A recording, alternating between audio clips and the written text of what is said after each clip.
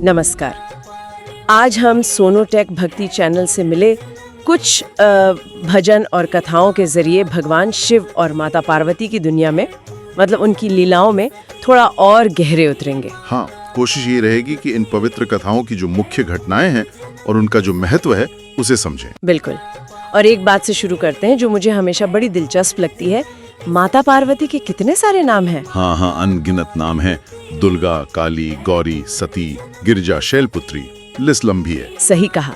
और हर नाम के पीछे, जैसा आपने कहा, एक मतलब है, एक कहानी है, माता का एक विशेष रूप, कोई गुण या उनके जीवन की कोई घटना। ये दिखाता है कि वो कितनी बहुआयामी है। तो कहानी की शुरुआत होती है सती के रूप में उनके पहले जन्म से। वो थी ब्रह्मा जी के मानस पुत्र राजा दक्ष प्रजापति की बेटी। हाँ, और खास बात ये कि पिता दक्ष नहीं चाहते थे कि सती का विवाह शिव से हो, पर सती ने तो मन में ठान लिया था। उनकी इच्छा बहुत प्रबल थी। पिता की इच्छा के विरुद्ध जाकर उन्होंने शिव से विवाह किया। लेकिन फिर वो दुखद घटना हुई, दक्ष का यज्ञ। हाँ, दक्ष ने एक बहुत बड़ा यज्ञ आयोजित किया, पर उसमें जानबूझकर शिव और सती को न्योता नहीं दिया। ये बात सती को पता चली। अब पिता का घर था, यज्ञ था, वो बिना बुलाए ही पहुंच गई। और वहाँ जाकर उन्होंने देखा कि उनके पति शिव जी का अपमान हो रहा है। ये उनसे बर्दाश्त नहीं हुआ। बिल्कुल नहीं। और उसी दुख और अपमान में उन्होंने यज्ञ की अग्नि में ही अपने प्राण दे दिए, आत्मदाह कर लिया। अच्छा, चलिए इसे थोड़ा और समझते हैं। इसके बाद क्या हुआ? हाँ, यहाँ दिलचस्प बात यह है कि इसका परिणाम बहुत भयंकर हुआ। शिव को जब ये पता चला, वो क्रोध से कांप उठे। उन्होंने अपने गण वीरभद्र को भेजा। वीरभद्र ने दक्ष का यज्ञ पूरी तरह से नष्ट कर दिया और दक्ष का सिर भी काट दिया। बाप रे। फिर शिव सती के जलते हुए शरीर को उठाकर दुख और रोष में तांडव करने लगे। ऐसा विनाशकारी नृत्य कि सृष्टि पर संकट आ गया। तो फिर दुनिया को कैसे बचाया गया? अब भगवान विष्णु ने हस्तक्षेप किया। उन्होंने अपने सुदर्शन चक्र से सती के शरीर के टुकड़े कर दिए, जो अलग अलग जगहों पर गिरे। कहते हैं जहां जहां वो अंग गिरे, वो स्थान शक्ति पीठ बन गए। अच्छा, शक्ति पीठों की कहानी यहाँ से जुड़ी है। हाँ, ये देवी की शक्ति के बहुत पवित्र केंद्र माने जाते हैं। लेकिन ये कहानी का अंत नहीं था। सती का पुनर्जन्म हुआ। बिल्कुल। उनका अगला जन्म हुआ पर्वतराज हिमालय और रानी मैना की पुत्री के रूप में पार्वती। और इस जन्म में भी लक्ष्य वही था, शिव को पति रूप में पाना। हाँ, और इसके लिए उन्होंने अविश्वसनीय, बहुत ही कठोर तपस्या की। कितनी कठोर? आप सोचिए, पहले वो सिर्फ कंद मून फल खाकर तप करती रहीं, फिर उन्होंने वो भी छोड़ दिया।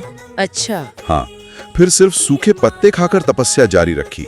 इसीलिए उनका एक नाम अपर्णा भी पड़ा, यानी जिसने पत्ते भी त्याग दिए हों। अपर्णा, कमाल है। कितना दृढ़ है। पर पार्वती अपनी भक्ति पर अड़िग रहीं।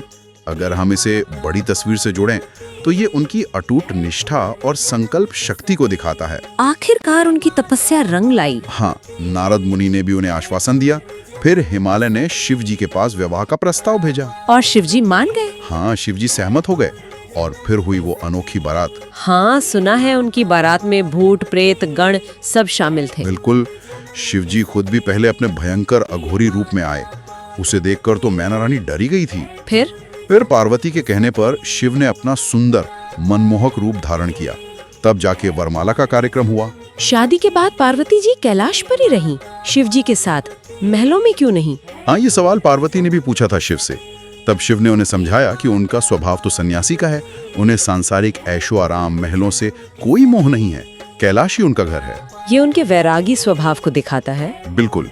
फिर उनके पुत्र कार्तिकेय का जन्म हुआ।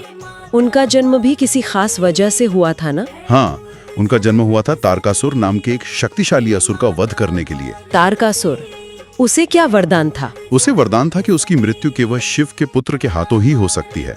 इसलिए देवताओं ने शिव पार्वती से प्रार्थना की थी और कार्तिकेय ने ही तारकासुर का संहार करके देवताओं को उसके आतंक से मुक्ति दिलाई। अच्छा, एक और कहानी जो अक्सर सुनाई जाती है वो एक शिकारी की है।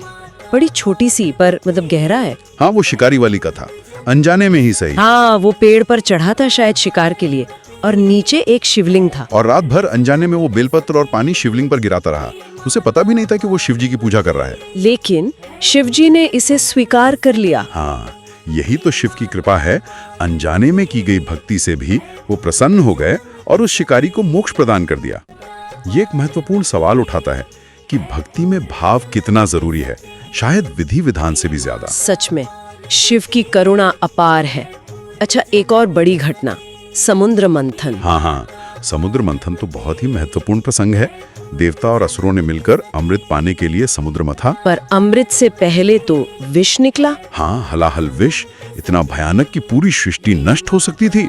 सब घबरा गए। यहाँ ये वास्तव में दिलचस्प हो जाता है। तब शिव जी ने? हाँ, तब शिव जी ने आगे बढ़कर उस सारे विष को पी लिया। उन्होंने उसे अपने कंठ में ही रोक लिया। इसीलिए उनका कंठ नीला पड़ गया। बिल्कुल, और तभी से उनका एक नाम नीलकंठ पड़ा। ये दिखाता है कि शिव कैसे संसार की रक्षा के लिए हर तरह की नकारात्मकता, हर तरह का विष अपने अंदर धारण कर लेते हैं।